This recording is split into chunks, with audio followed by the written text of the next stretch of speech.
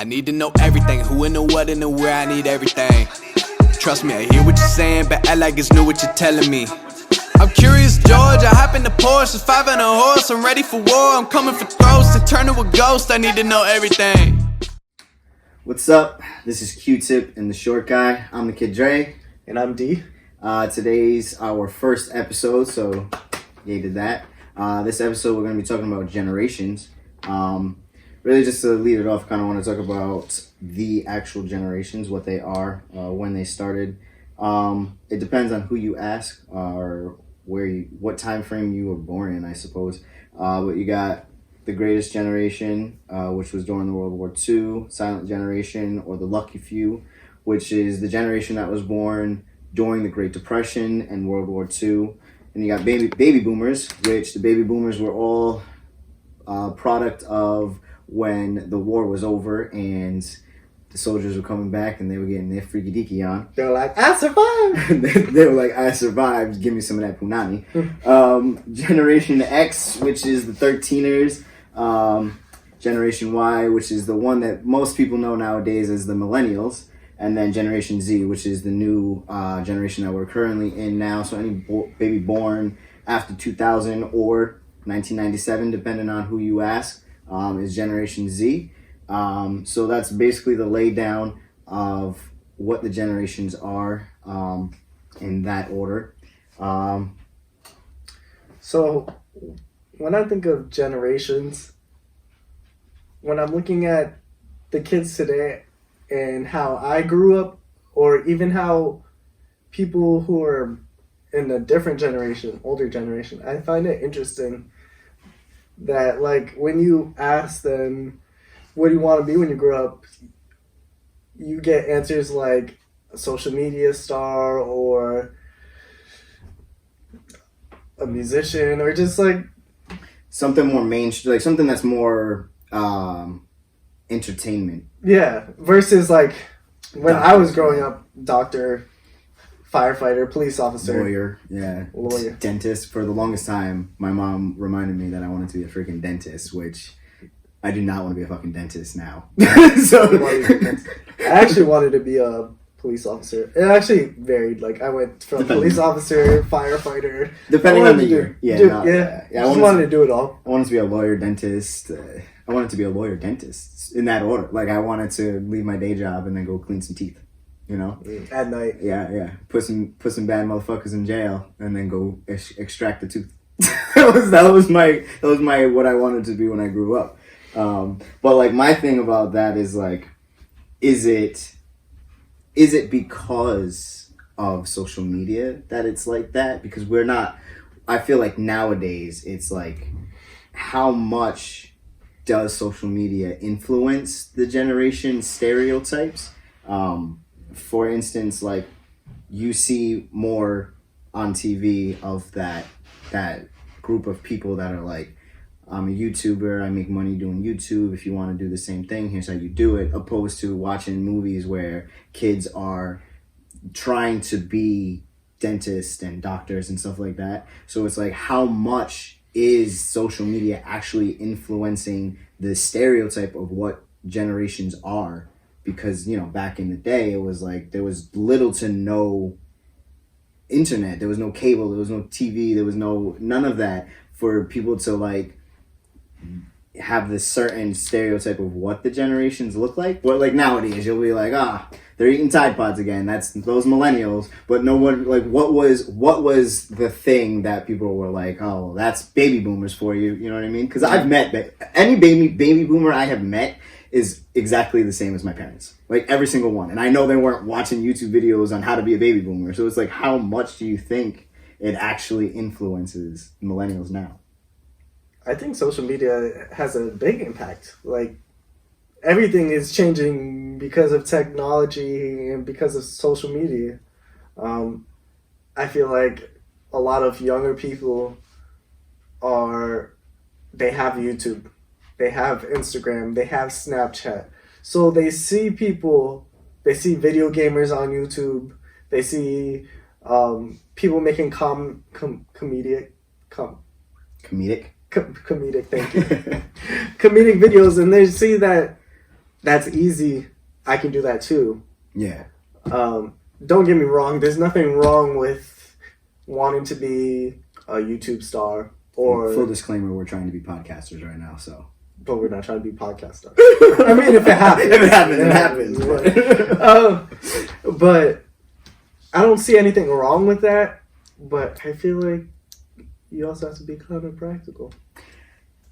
It's, I feel like 10-year-olds look at it and they're just like, I can do that today. I can do that today. There are kids that are my age right now doing that today, and they're making money. They're buying their parents' houses. So yes, I can understand why they're like, that's what I want to do, because it's more obtainable than the school thing. And now that you say that, I think that's equivalent to us saying, I want to be an actor, or I want to be a basketball player. Yeah, or athlete, yeah. Yeah. Which, even there, all right, when I was in school, I played basketball for high school, and I failed. I failed my classes, and my team went to the championship, and I didn't play. I watched them play. So even that is like, you still have to go to school. You still have to, unless you're like super fucking star, you can skip that school part of it. But like, for the most part, you're a student athlete. Mm-hmm. Student comes first. So even that is like, you still have to do the work. You still have to go to school. You still have to practice, like basketball practice all week for one game. And it's like, but YouTube and podcasts, you can just sit in front of your game and play, and that's in the moment. You don't need to practice for it. I mean, most Twitch stars practice, and it's not, most people don't see it as practice, but like, they sit there in front of their game for hours and they play, they master that art. Mm-hmm. So like, even that's practice, and that's the part of the YouTube and the podcasting and the Twitch and the gamers that you don't see, that the kids don't see. So that's probably why they feel like, oh, I can do that. It's super attainable. You know what I mean? But like, it's just, I feel like this generation now, Generation Z. Now, I'm not even gonna say I'm not gonna say millennials, because that I don't fall. Most people think millennials are the Generation Z. That's the biggest problem. That is the biggest problem. I'm gonna correct you right there. I am a millennial. I have not eaten a damn Tide Pod. I'm also a millennial. I don't do any of those stupid challenges that you see the young kids, the ones that were born after 2000 doing. That is not a millennial. That is Generation Z. Please do not put me in the category of those children. So first, I had to correct people there. Second thing is, like, Generation Z. They're the ones that are doing all of that. But I want to say that I think that's because of social media. It's all for clout. Yeah. Well, that's another thing, is like, I don't think that that's their stereotype. I think that's just their motives.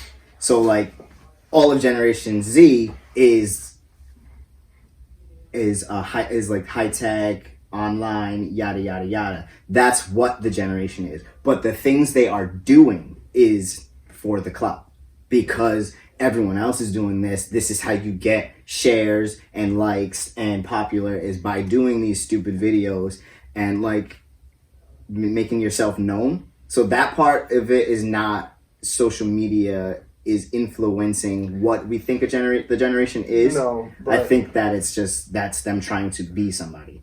Yeah, I think that's what's influencing them to do that stuff. Yeah, that's what I was trying to say. Like when you think of the Drake challenge or the Ice Bucket challenge, the Drake challenge got like really out of control. People were dying from that shit. That was just stupid. I don't know at what point did anybody, they were like, I'm gonna jump out of my car while it's moving and dance. Like, that was just stupid. Or even the again, Generation Z, or you know what? I can't even say that, because it was there was millennials. There was probably Generation X people doing it. Matter of fact, I've seen grown ass people that in their 30s doing it. So that was just stupidity for clout. But like back to like what I was saying, like, that back in the day, women were groomed to be mothers and wives and cater to the home. But there were shows, yes, maybe. For baby boomers, they were able to watch TV that had sitcoms and stuff where they had women portrayed as that role. But it's like, before that, men were in the army only. They went to war. They were the provider. They went out. They went out. They hunted. They got the food while the women were home cooking it. That was always the roles that they played, and it wasn't because they saw it on TV. It was just that's how it was back then. Yeah. So it's kind of like social media doesn't necessarily depict what a generation is, but because we have social media now, it definitely influences how they act more. I think it definitely shaped where things are going. Like if you think about how even when we were kids, when we would play outside, it would just be play outside. Come home when the streetlights come on. Exactly. But now, when I was a kid, luckily my street is like yay big, so it's like the streetlight would come on. 2 seconds later, you would hear my mom screaming my name. Like, yeah, it was very loud. There was less people on the street, and they're like, "Oh, you gotta go home. You gotta go. I need to go now." But yeah, even the kids now, you see that they're on their phones, they're on their iPads playing video games.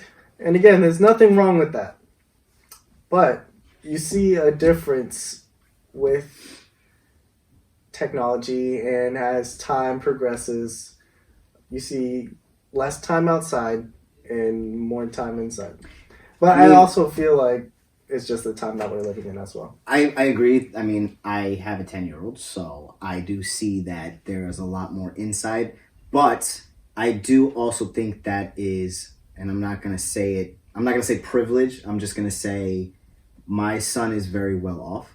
He has that stuff. His mother and I have enough money for him to do things inside, where there are kids who might not have that, and they probably are outside playing with their friends in their neighborhood. Mm-hmm. So I mean, it's there. You have the really, really high class that they throw their kids into all these extracurricular activities, so they don't even see daylight probably, because they go to school, they go to dance, they go to this, and then by the time they're done, it's time for dinner, time for bed. You know what I mean? So they probably don't have that because of the fact that they have such scheduled, structured lives. And then you got the kids that they have parents that can afford the Xbox, PlayStation, cell phones, tablets, yada, yada, yada, like my son.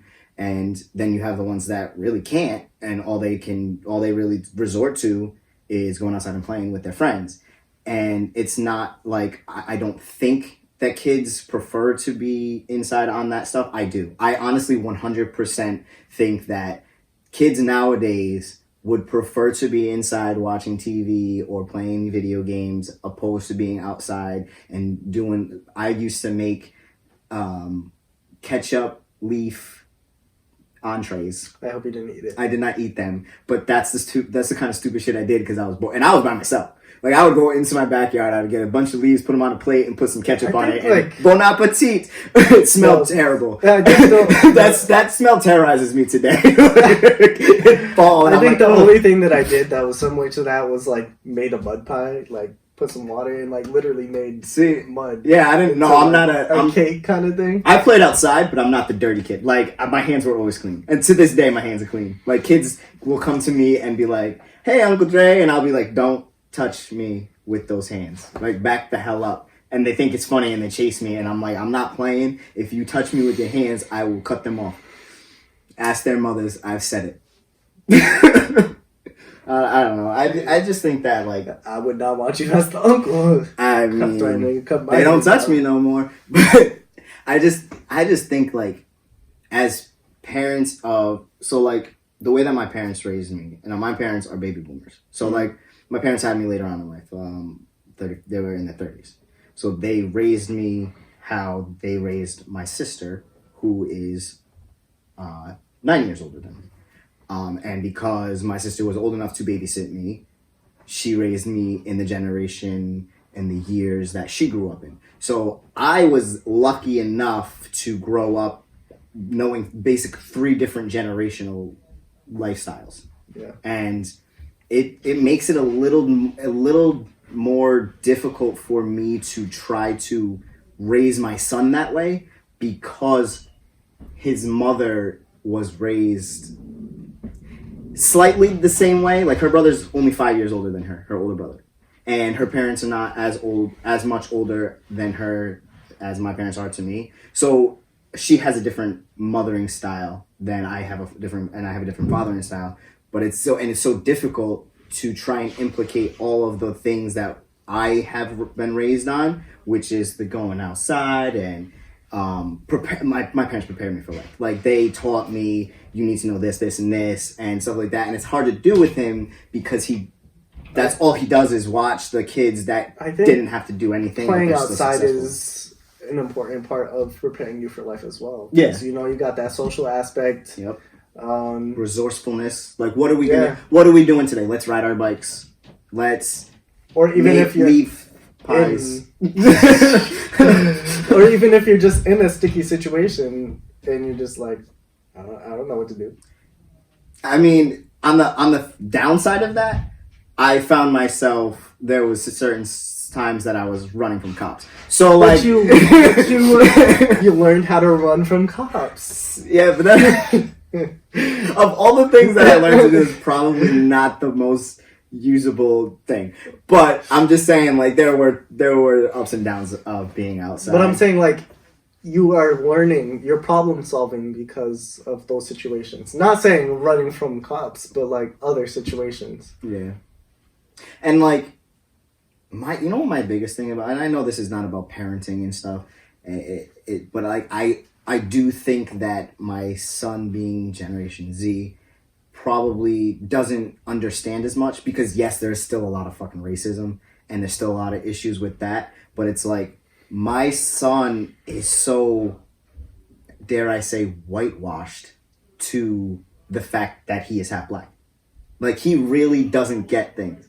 Like, he's so busy watching, like, all right, for example, I used to play outside. I used to go to the store for my parents and hang out at Stop and Shop with my friends and do like stuff like that. And I've been followed in stores. My son has never experienced that because, well, one, he's always with his parents when he goes to stores. And he's not seeing that. What he's watching on YouTube isn't anything controversial. So it's like, I learned firsthand that those instances where it's like, yes, I have been followed in CVS. Yes, I have experienced the bus stop, sitting and waiting for a bus, and the white woman going, like, she's not also taking a fucking bus. Does that kind of worry you to know that your son doesn't know what's going on? It does. Oh, it worries the shit out of me, because now I was raised, both his mother and I were raised predominantly with our white side of the family. We're both half white. But you guys know what's going on. Right. Yeah. But because that's all he is really around. So when he's with me, he's with my mom, my mom is black. But we're in the house. We don't really go too far. We don't stray too far from the house. But like with her family, her entire family is around and they are Italian. So it's like, they don't deal with that as much.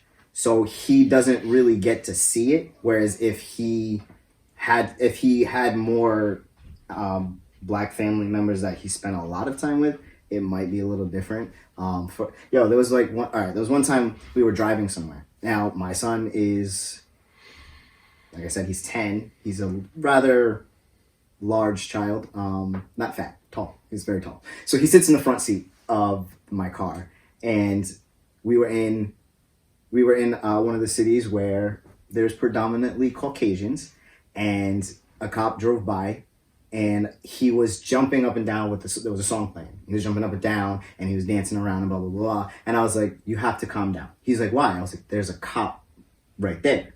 And he just looked at the cop go by. He's like, oh, they don't see us. And he kept going. And I literally turned the music down, and I was like, listen. I said my son's name. I did. I'll bleep that out. But anyways, I was like, listen, you have to understand that it is unfortunate that we have to think about being stopped when all we're doing is driving down the street. All you're doing is dancing to a song that you like.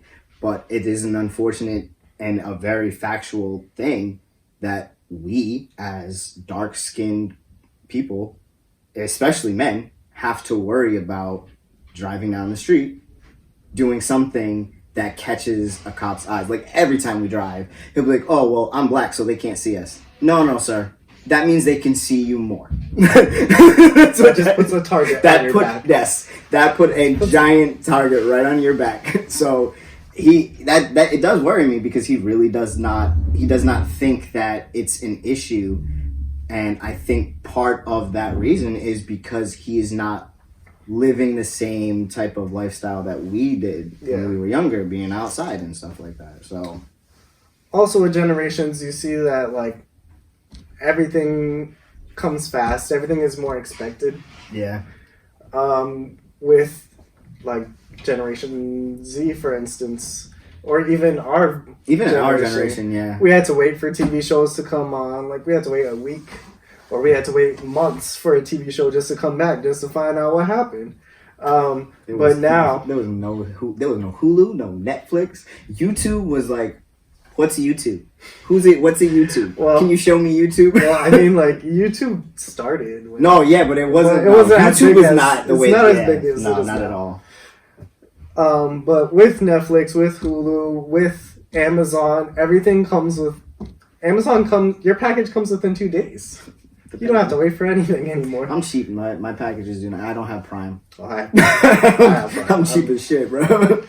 But I have Student Prime, so it's at a discount. Well, excuse me. But even with Netflix, like you can binge something within a day, within even a night. Yeah. And as an adult in this generation, we do it. Even if we have to go to work the next morning, we'll be like, oh fucking well, I'm gonna be tired of shit. But we will sit there and binge a damn show like we have no sense. Like we did not come from having to watch the wait a week. Exactly. We don't have to wait a week anymore. I don't gotta wait for this. Is when I was your age. I don't know, man. I think that is also that also is why kids these days are so bad. Mm-hmm. They're bad because they expect everything. They expect it when they say I want it. They expect it. That's got to be why they're so needy. Not needy. They're just so. What is the word I'm looking for? They're just entitled. That's the word. Entitled. Not When my son pisses me off, that's exactly what I can't kill you. Because nowadays, y'all call DCYF. When I was a kid, though. Back talk the way you back talk to me. But they're kids these days are super entitled. And because the Generation Z kids are predominantly made up of young millennials, like the young ones, like too young, like teenagers. That's why they're being raised by kids. So they are still in that entitled stage. They haven't matured enough, and now they're raising babies. So I just think that's where that sense of entitlement comes from. It comes from the internet being, you look it up, you found it. Mm. You order it, you got it. You know, so everything is just a snap of the finger, and it's just like, no wonder your child is so fucking bad. My son is bad. I need to put that out there. He's a badass. With his mother. Not in this house. But I do have to say that because of technology and the times changing and all that, it's made things very convenient. I have to say, I do take advantage of the Netflix, Absolutely. The internet. Like I feel like everyone takes advantage of the internet. Honestly, if you don't, my mother, as I mentioned, is a goddamn baby boomer, and she has Snapchat. So if you, I don't think it's a bad. Like I have the high definition TV. I got the laptop and the Xbox and the this and the that. I don't have the iPhone yet. I'm still debating on that. I don't know how I feel about iPhones. I don't even know how to use a damn iPhone. I think you brought up a very good point.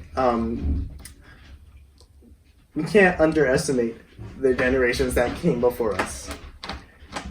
Baby boomers, Generation X, Z, No, What's after Z. baby boomers is X.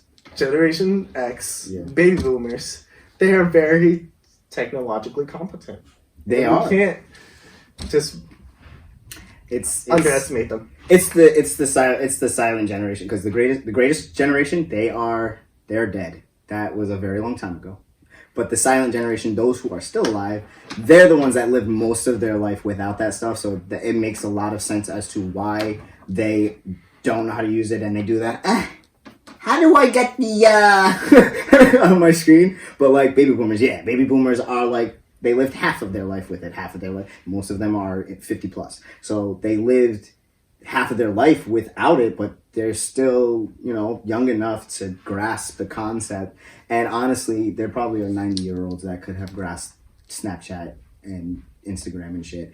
But And they're not with an iPhone. But they're not with, better than you. They're not with, no, better than me, absolutely. Yeah. I cannot for the life of me figure it out. And they keep coming out with new ones. So it's like, yeah, I finally get the hang of like one of them, and then it changes and it fucks me all up. You're not a true millennial. No. I am Generation X by, I come from like, my sister raised me as a Generation X. I'm just Spice Girls and Madonna and Sega Genesis. That's where I came from. So I'm still learning. My son has to teach me a lot of all this new stuff. But basically, yeah. I think that we do underestimate baby boomers for the most part. Like maybe not me. I think it's just because they're older. They are older. I'm not gonna say old, because We don't say old. if my mom They're hears older. this, she's gonna have some words for me. So baby boomers are not old. They are young, vibrant, beautiful, and they know how to do everything. But I think we are rearing towards the end of this episode. So for now, we will say thank you for listening to our first podcast. I tried to keep the fuck words to a minimum for D. You did a pretty good I job. did a good job. But yeah, that is it. You got anything else? Make sure you follow us on our social medias if you haven't yet. They'll be posted in the description. Oh yeah. Instagram, YouTube, Spotify, iTunes, all that. All you gotta do is search Q-Tip and the short guy. That's it. I need to know everything, who and the what and the where, I need everything. Trust me, I hear what you're saying, but act like it's new what you're telling me. I'm curious, George, I hop in the Porsche, 5 and a horse, I'm ready for war, I'm coming for throats, to turn to a ghost, I need to know everything.